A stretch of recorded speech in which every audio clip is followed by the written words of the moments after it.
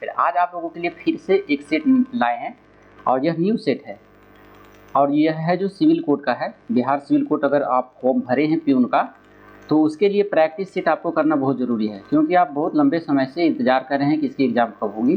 तो इसकी एग्ज़ाम जो है अगस्त में प्रस्तावित है, आपको अगस्त में ले लिया जाएगा, क्योंकि इधर जो है चुनाव का जितना भी मामला था सब समाप्त हो गया, नई सरकारें भी बन गई है। अब है जो आपका सिर्फ और सिर्फ फोकस रहेगा रोजगार देने पर। तो आप लोग अपना तैयारी बनाकर रखें, ये नहीं हो कि जब एग्ज़ाम का डेट आए तो आपको पता चला हम तो तैयारी भी नहीं किया था और एग्ज़ाम का डेट आ गया।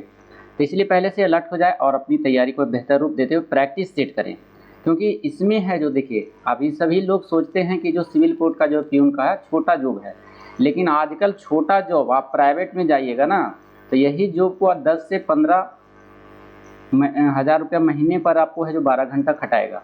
और इसमें है जो आप 8 घंटे ऑफिस वाला ड्यूटी है, 8 घंटे खटिए और 20 से 25 हज़ार रुपया है जो सरकार आपको देगी इसमें। तो आप बेहतर तैयारी करके जाइए इसमें, क्योंकि आपको 35 नंबर मैथ, 35 नंबर हिंदी और 15 नंबर अंग्रेजी रहेगा और 15 नंबर का जो रहेगा आपका इंटरव्यू रहेगा। यही सब मिलाकर आपका जो है मेरिट लिस्ट बनने वाला है। तो चलिए देर ना करते हमारे साथ जुड़ जाइए फटाफट और प्रैक्टिस कीजिए। चलिए देख लीजिए, पहला क्वेश्चन आपका हिंदी से हम 35 क्वेश्चन कराएंगे। देख लीजिए, पहला क्वेश्चन दिया गया है कि दिए गए शब्द के पर्यायवाची शब्द का चयन करें। इसमें देख लीजिए तालाब, तालाब का पूछ रहा है पर्यायवाची शब्द क्या है। तो तालाब को पोखर कहा जाता है। हम लोग हिंदी अपना लैंग्वेज है, ऐसे भी आप कभी हिंदी नहीं पढ़े हैं तो भी इसमें पासिंग स्कोर आपका आ जाएगा, क्योंकि आप पढ़कर थोड़ा बहुत हिंदी आप पढ़े हैं, आपको अच्छी से आती है पढ़ने लिए, तो आपका है जो बेहतर स्कोर हो सकता है। और मैथ आता है, क्योंकि आपका रिजल्ट जो बनाएगा मैथ बनाएगा और प्लस में हिंदी बनाएगा। 35 70 नंबर का तो यही है और 15 नंबर का इंग्लिश है। 70 10 15 85 नंबर और 15 का इंटरव्यू। तो आपको बेहतर रूप से तैयारी करके जाना है। चलिए देख लीजिए, फिर उसी प्रकार से हम देख लें कि और जो है तालाब का क्या हो जाता है। जैसे सरोवर भी होता है तालाब का, सर भी होता है, ताल भी होता है, ये सभी जो होता है ये तालाब का पर्यायवाची शब्द है। चलिए, बाग बगीचा कहा जाता है। चलिए अगला क्वेश्चन है दूसरा नंबर में दिया गया है कि दिए गए शब्द का विलोम चुने। उल्टा चुनना है खरा। खरा का उल्टा क्या होता है, तो खरा का होता है खोटा। नहीं कहते खरा खोटा सुना दिया, मतलब आप समानार्थी शब्द के साथ साथ उल्टा शब्द भी बोल रहे हैं, खरा खोटा। इसका मतलब है खरा का उल्टा खोटा हुआ। साफ का गंदा हो जाएगा, सोना का मरना होता है, सरल का कठिन होता है। चलिए अगला क्वेश्चन है 3 नंबर में। देख लीजिए, 3 नंबर में आपसे पूछा जा रहा है कि सही बर्तनी वाले शब्द का चयन करें। इसमें कौन सा सही है, तो देखिए इसमें है आपका ऑप्शन नंबर आपका डी दिया, अभिषेक। अभिषेक जो लिखा जाता है इस टाइप से लिखा जाता है, बाकी ये सभी जो लिखा गया है ये गलत तरीका से लिखा गया है अभिषेक। अगला क्वेश्चन है सही बरताने वाले शब्द का चयन करें। सही बर्तनी ये भी दिया हुआ है। तो 4 का देख लीजिए कौन सही है, विस्तार। विस्तार जो है ये वाला ऑप्शन नंबर ए सही है, बाकी ये सभी जो है गलत तरीके से लिखा हुआ है। अगला क्वेश्चन है 5 नंबर में। 5 नंबर में दिया गया है कि दिए गए वाक्यांश के लिए एक शब्द दीजिए, माने अच्छे चरित्र वाला। तो अच्छे चरित्र वाला को क्या कहा जाता है, तो अच्छे चरित्र वाला को कहा जाता है चरित्रवान व्यक्ति। ऑप्शन नंबर सी हो जाएगा। जो बुरा चरित्र रहता है उसको चरित्रहीन कहा जाता है। इस प्रकार से चरित्रहीन कहा जाता है उसको। चरित्रहीन शब्द का प्रयोग जो है जो अच्छे चरित्र वाला नहीं होता उसके लिए प्रयोग होता है। चलिए अगला क्वेश्चन है 6 नंबर में।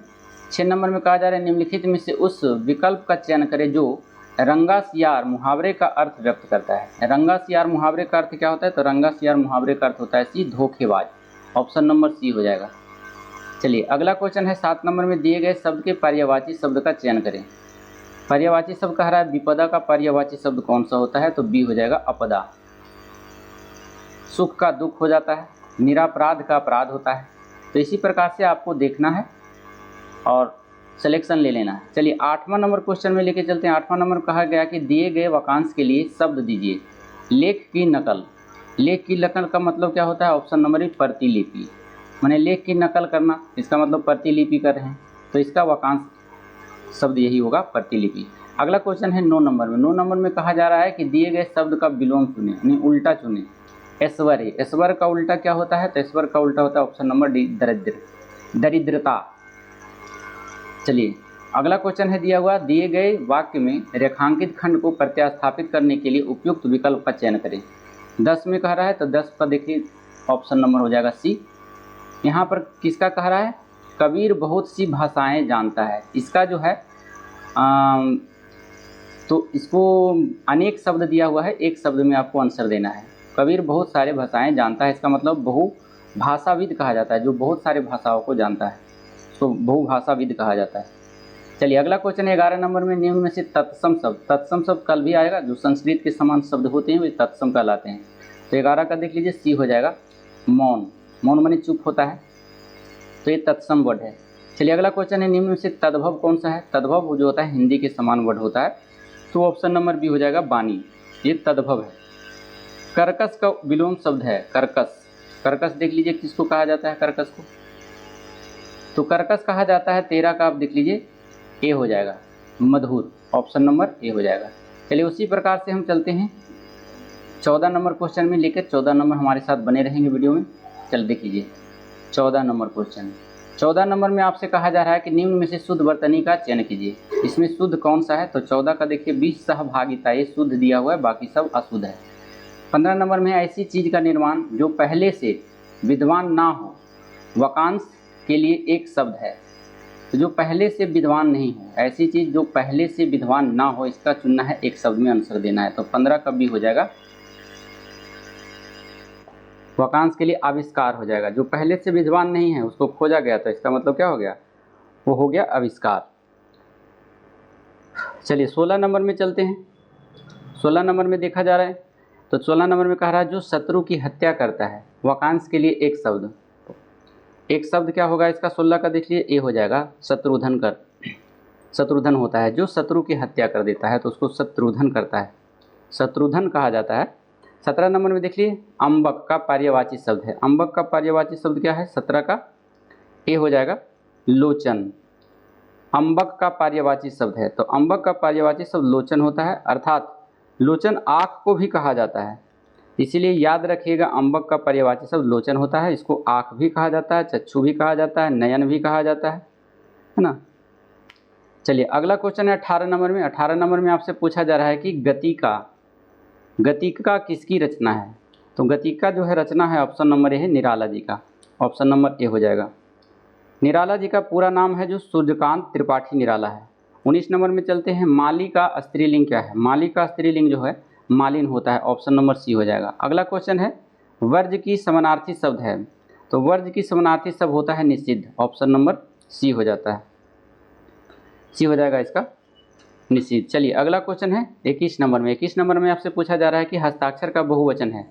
हस्ताक्षर का बहुवचन कहा जाता है, हस्ताक्षर का बहुवचन हस्ताक्षर, ए हो जाएगा, ऑप्शन नंबर ए। तो हस्ताक्षर का बहुवचन स्वयं ही हस्ताक्षर ही होता है। कुछ शब्द ऐसे भी होते हैं जो हमेशा बहुवचन होते हैं, जैसे हस्ताक्षर, हस्ताक्षर के बहुवचन भी होते हैं और एक वचन भी होते हैं। अगला नंबर क्वेश्चन है 22 नंबर में। देख लीजिए 22 नंबर कह रहा है 8-8 आंसू रोना मुहावरे का अर्थ है, तो 8-8 आंसू रोना मुहावरे का अर्थ है, ऑप्शन नंबर सी हो जाएगा बुरी तरह से पछताना। अगला क्वेश्चन 23 नंबर में देख लीजिए, मान ना मान मैं तेरा मेहमान, लोकोहित का अर्थ क्या है?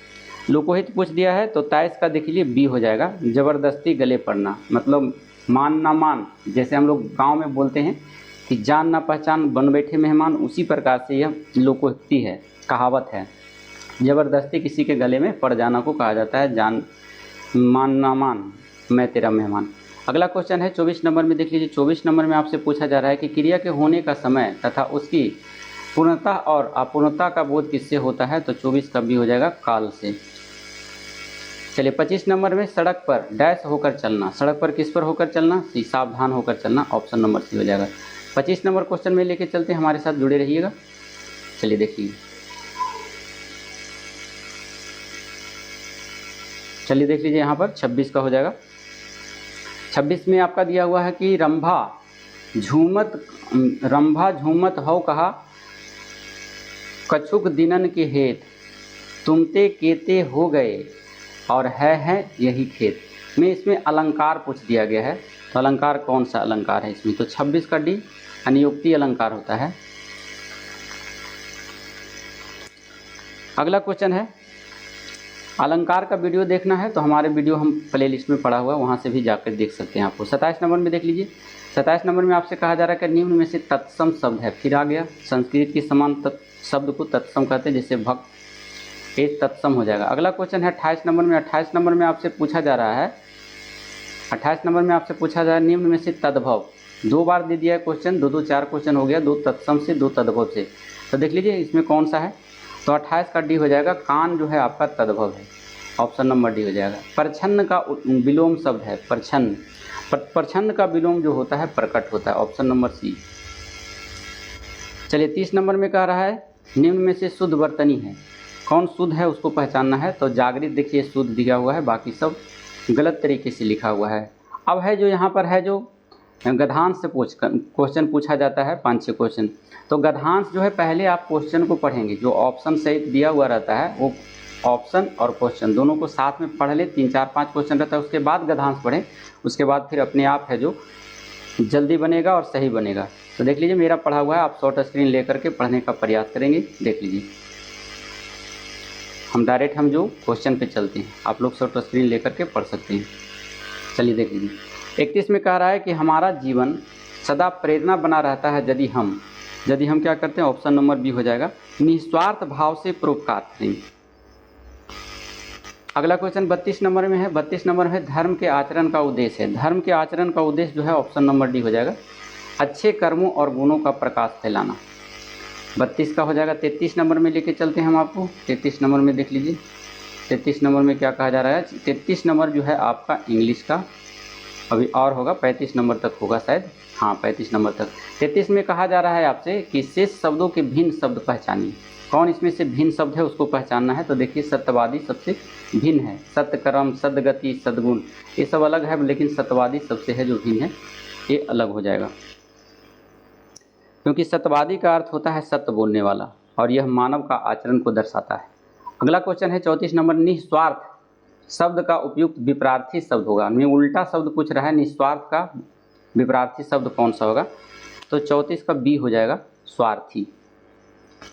अगला क्वेश्चन 35 नंबर में, पठांश में प्रयुक्त आध्यात्मिक शब्द किन उपसर्ग प्रत्ययों से बना है। तो 35 का ए हो जाएगा, अध्यात्म प्लस इक, तब जाके होता है आध्यात्मिक, मतलब एक प्रकार से संधि विधि कह दिया गया है। इसका मतलब है उपसर्ग जो है यह आध्यात्म है और प्रत्यय जो है वह इक है। इन दोनों को मिला देने से आध्यात्मिक शब्द का निर्माण हुआ है, अर्थात एक प्रकार से यह संधि विच्छेद है। इंग्लिश नंबर में चलते हैं। चलिए देख लीजिए इंग्लिश नंबर 36 से है जो 15 नंबर का रहेगा आपका। Select the most appropriate antonym of the given word होता है, आपका जो है उल्टा शब्द चुनना है। इसका पकड़िए, जब भी ऐसा वर्ड लिखा रहा है एंटोनिम तो समझ जाइए कि उल्टा शब्द पूछ रहा है। जैसे डम, डम माने होता है गूंगा, तो गूंगा का उल्टा क्या हो जाएगा आपको सोचना है। गूंगा का उल्टा हो जाएगा भोकल, बोलने वाला है ना, बहुत ज़्यादा बोलने वाला को भोकल कहा जाता है। चलिए अगला क्वेश्चन है, select the wrongly spelled word है, गलत शब्द कौन सा है, गलत वर्ड को पहचानना है। तो इसमें देखिए इलेक्ट्रिक गलत दिया हुआ है, इलेक्ट्रिक है जो ई से शुरू होता है, यहाँ आई से नहीं शुरू होता है, तो ये आपका गलत दिया हुआ है। तो ऑप्शन नंबर बी जो है आपका गलत है। चलिए 38 नंबर में देख लीजिए। 38 नंबर में आपसे पूछा जा रहा है कि select the option that expresses the given sentence in direct speech. In direct speech यहाँ देखिए छोड़ दिया है, इन डायरेक्ट स्पीच आपको जो ये सेंटेंस दिया है वो डायरेक्ट स्पीच में है और आपको कन्वर्ट करना है इनडायरेक्ट स्पीच में। तो देख लीजिए क्या कह रहा है, द गार्डनर सेड, गार्डनर में होता है बगीचे की रखवाली करने वाला ने कहा, shall I plant roses in this flower, क्या मैं इस फुलवारी में गुलाब लगाऊं, गुलाबों को लगाऊं। अब इसको है जो आपको इनडायरेक्ट में बनाना है। तो जब भी ऐसा देखिए ये जो होता है, ये पार्ट जो आपका दिया हुआ है ये रिपोर्टिंग वर्ब है और इन्वर्टेड कोमा के जो अंदर वाले सेंटेंस होते हैं वो रिपोर्टेड स्पीच होता है। तो रिपोर्टेड स्पीच जो दिया हुआ है आपको इंट्रोगेटिव सेंटेंस में दिया है, तो इंट्रोगेटिव सेंटेंस में देने के फलस्वरूप इसमें है जो इन्वर्टेड कोमा के बदले डैट का यूज नहीं होता है। तो यहाँ पर देखिए इसमें डैट का यूज नहीं होता है, इफ़ का यूज होता है। तो इफ़ तो यहाँ है, ठीक है। और सबसे पहले बात कि इसमें जो है यहाँ पर देख लीजिए 38 नंबर का, 38 नंबर से यहाँ से हो जाएगा द गार्डनर सेड, यहाँ पर हो जाएगा the gardener said ask, said जो है अस्क में बदल जाएगा, क्योंकि इसके बाद जो है कोई ऑब्जेक्ट नहीं है, इसीलिए अस्क का यूज हुआ। उसके बाद इन्वर्टेड कोमा के बदले इफ का यूज हुआ, और उसके बाद ये फर्स्ट पर्सन है, तो फर्स्ट पर्सन चेंज होता है सब्जेक्ट के अनुसार। तो सब्जेक्ट जो है यहाँ गार्डनर है, तो गार्डनर के लिए आपका ही का यूज होगा। जबकि यहाँ पर देखिए आई का आई ही रख दिया है, फर्स्ट पर्सन का फर्स्ट पर्सन ही रख दिया है, और यहाँ पर देखिए यहाँ पर रखा है ही, यहाँ पर भी रखा है, और यहाँ पर तो आई वाला तो कट जाएगा क्योंकि फर्स्ट पर्सन चेंज हो जाता है ना, तो ये दोनों तो कंप्लीटली ख़त्म हो गया, रॉन्ग हो गया। आपका बचा बी और सी, बी और सी बचा है। तो बी में देख लीजिए आपका इफ़ के साथ यहाँ ही लगा दिया है, डैट लगा हुआ है, तो डैट के साथ इसमें यूज नहीं होता और इफ़ का यूज एक साथ नहीं होता है, इसलिए ऑप्शन नंबर आपका बी हो जाएगा। The gardener asked if he should plant roses that flowers wed. Gardener ने कहा कि मैं फुलवारी में गुलाब लगाऊं, तो इसका बनाना है आपका नरेशन से क्वेश्चन आपका 2 गो रहेगा, फिर एक्टिव पैसिव से भी रहता है क्वेश्चन। चलिए 39 नंबर में देख लीजिए। 39 नंबर में आपसे पूछा जा रहा है कि select the option that can be use as one word substitute for the given group of words.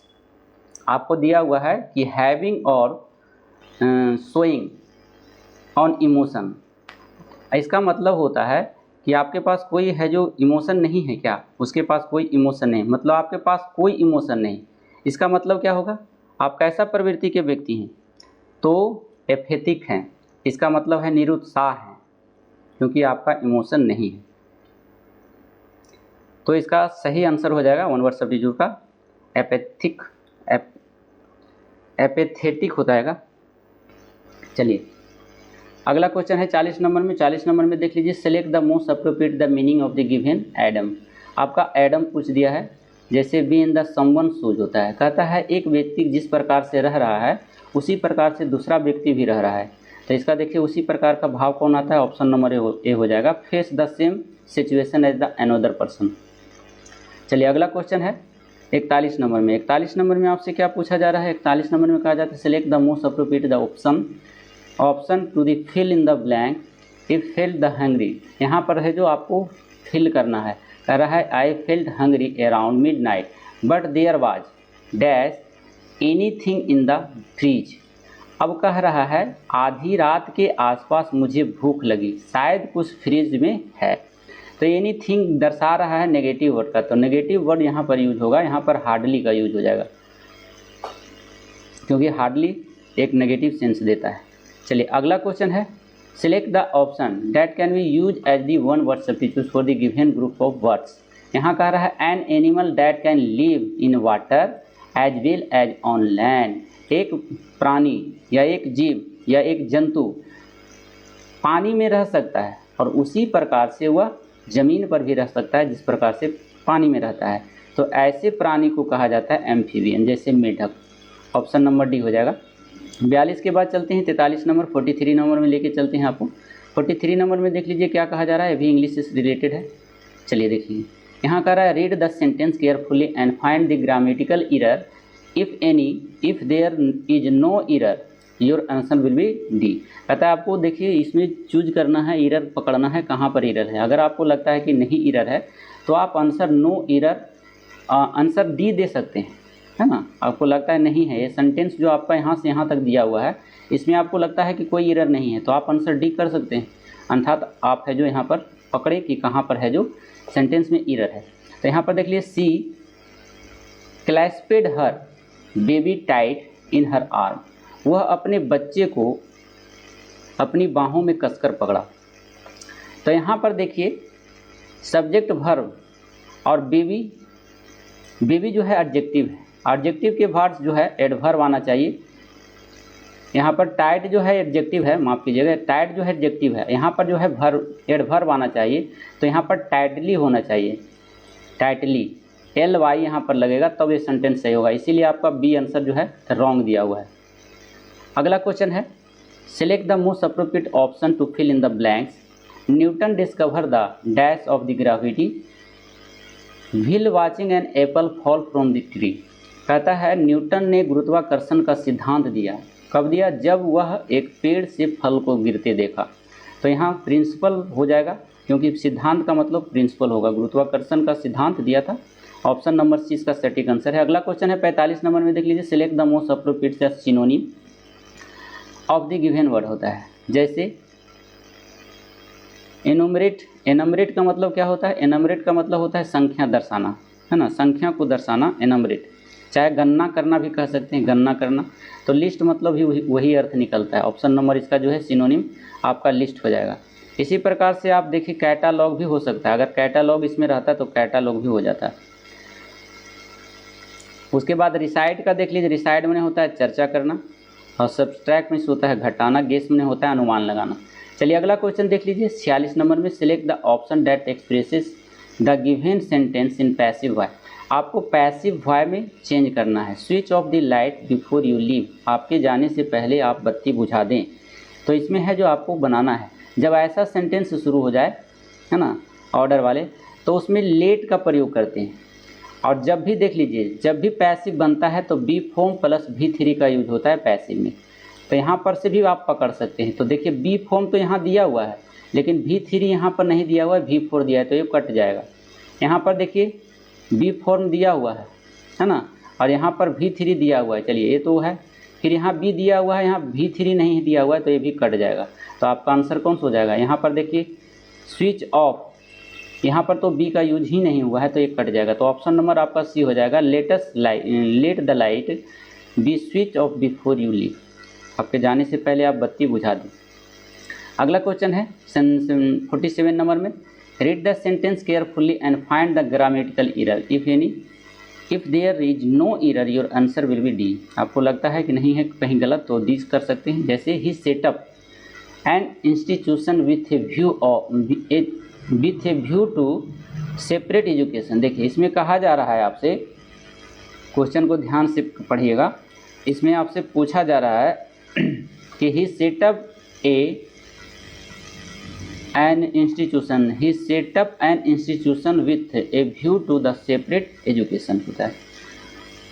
उसने नए संस्थान अलग करने की दृष्टि की, वह सेटअप किया अलग सा एजुकेशन में है जो उसने अलग करने का प्रयास किया कि आपका मेरा जो है अलग रहेगा। He set up the an institution with the view. तो देखिए व्यू टू जो होता है, व्यू टू के बाद जो आने वाला वर्ब होता है, आने वाला वर्ड होता है, वह जेरंड लेता है। यहाँ पर सेपरेट नहीं सेपरेटिंग होगा, क्योंकि यहाँ जेरंड में ING लगेगा। तो आपका आंसर जो है ये सी गलत दिया हुआ है। He set up an institution with a view to, a थी, इसको वर्ड याद रखना है, ए व्यू टू के बाद जेरंड आता है। ऐसे ऐसे बहुत सारे वर्ड होते हैं जिसके बाद जो है जेरंड आता है। जैसे आप देख सकते हैं, जैसे आपको कह दे डिवोटी, तो डिवोटी के बाद भी जेरंड आता है। डेलिकेटेड, इसके बाद भी जेरंड आता है। लुक फॉरवर्ड, इसके बाद भी, या लुक फॉरवर्ड टू, इसके बाद भी जेरंड आता है। तो ये सभी वर्ड आपको याद रखना होगा। He set up an institution with a view to separating education होता है, सेपरेटिंग एजुकेशन, यहाँ पर जेरंड का यूज होगा। ऑप्शन नंबर देख लीजिएगा, इसमें सी इसका सही आंसर है। अगला क्वेश्चन है 48 नंबर में, select the most appropriate the meaning of the given item. जैसे ऑल ईयर्स, ऑल ईयर्स माने होता है किसी के बातों को है जो सुनना, चुपचाप सुनना है, ध्यानपूर्वक से सुनना। अगर कोई बोल रहा है तो किसी के बातों को ध्यानपूर्वक सुनना, उसी को कहते हैं ऑल ईयर्स। तो यहाँ पर देख लीजिए, यहाँ पर किसका आंसर क्या हो जाएगा? बी हो जाएगा। To waited eagerly for some news, इसका सेंस यही निकलता है, किसी की बातों को ध्यानपूर्वक सुनना। अगला क्वेश्चन है select the most appropriate antonym. फिर आपका उल्टा शब्द आ गया है, जैसे कोलैबोरेशन।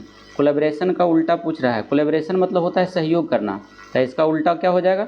बंटवारा करना, जैसे डिवीजन हो जाएगा। ऑप्शन नंबर डी हो जाएगा। और 50 नंबर अंतिम क्वेश्चन देख लीजिए, select the most appropriate synonym of the given words. Vigilant, vigilant का मतलब क्या होता है? तो विजिलेंट का मतलब होता है चौकस रहना, है ना, चौकन्ना रहना। और सिनोनिम पूछ दिया है समानार्थी, तो इसका देखिए वाचफुल मने भी होता है चौकन्ना रहना या सावधान रहना। इसी के साथ आपका जो है 50 नंबर का क्वेश्चन 35 को हिंदी और 15 इंग्लिश का आपका समाप्त हो गया। कैसा लगा वीडियो? हमारे कमेंट बॉक्स खाली है, आप हमें ज़रूर राय दें हमारा वीडियो आपको कैसा लगता है। अगर मैथ की बात हम बहुत दिनों से कहते आ रहे हैं कि आप लोग मैथ कमेंट बॉक्स में लिखें कि हमें मैथ भी चाहिए, तो हम बनाने का प्रयास करेंगे। इसका अलग सेपरेट वीडियो आपके लिए बनाकर प्रोवाइड कर सकते हैं। तो फिर मिलते हैं अगले सूचनाओं के साथ अगले वीडियो में। जब तक के लिए धन्यवाद। Thank you so much. Thank you for watching.